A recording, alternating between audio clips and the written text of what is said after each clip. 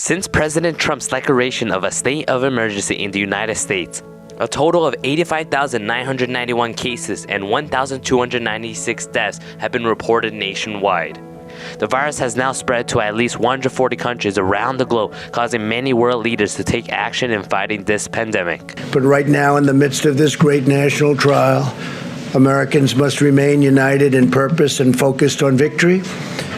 To every single American, please know that the sacrifice you're making at this time is saving lives. On March 19, California Governor Gavin Newsom issued a statewide mandatory stay-at-home order for its almost 40 million residents, except when they need to perform essential activities to protect their health and well-being.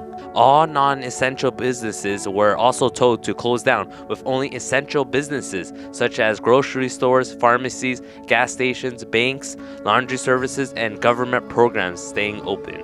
These measures not only prevent people from spreading the virus, but also flattens the curve to ensure that hospitals will not run out of medical workers and supplies to treat the infected patients. Not only are states working to minimize the spread of the COVID-19, cities are also taking measures of their own.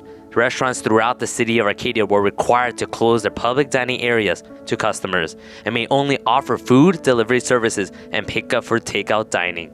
Residents are still allowed to walk, run, hike, or bike in their local neighborhoods as long as they make sure to practice social distancing.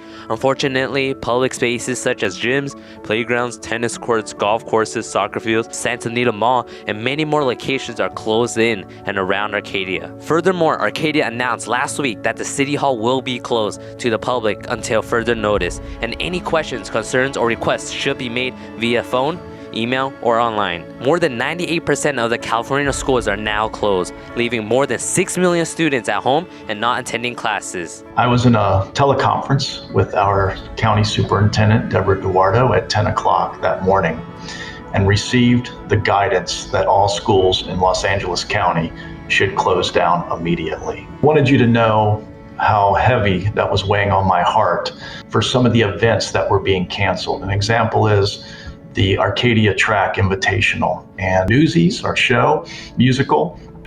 You're in a very unique position. You know, we're all in it together, that we're following guidelines given to us for our own health and safety, whether or not we like them. And this is a time where what I'm doing to look out for my health and safety impacts your health and safety. To minimize student and familial stress at homes, Arcadia students will not be graded for assignments provided by teachers during this time of absence.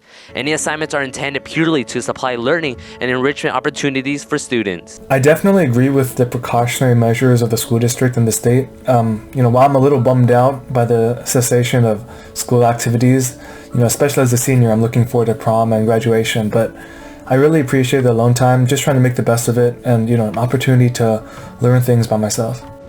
While Arcadia High School plans to resume school on May 5th, students should remain productive at home. In the meantime, this has been Aaron. See you guys next time, Patchies.